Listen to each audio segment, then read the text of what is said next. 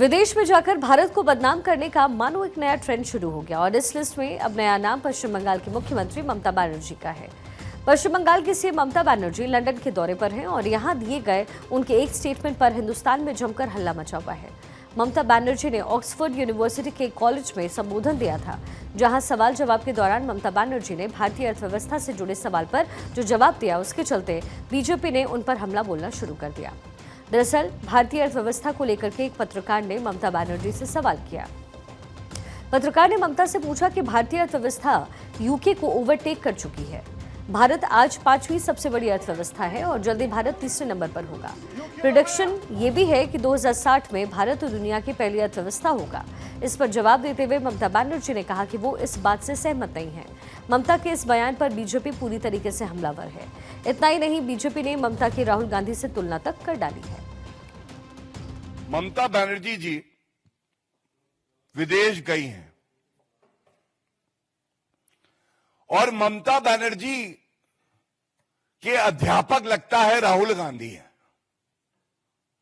और वजह क्या है? ये जो मंडली है ये भारत बदनाम करो मंडली बन गई है। भारत बदनाम करो मंडली। विदेशी धरती पे जाओ,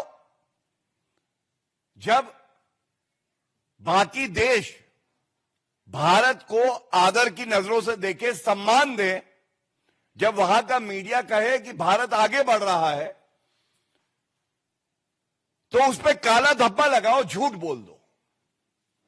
अब कोई भी सरकारी पद पे बैठा व्यक्ति, खासकर संवैधानिक पद पे, चाहे वो ऑपोजिशन की ही पार्टी क्यों ना हो, भारत की जब बात होगी तो वो गर्व महसूस करेगा और उस बात को आगे बढ़ाएगा। लेकिन ममता बनर्जी ने क्या उत्तर दिया? उन्होंने कहा, मैं असहमत हूं। मुझे नहीं लगता कि भारत जल्दी तीसरी सबसे बड़ी अर्थव्यवस्था विश्व में बनेगी।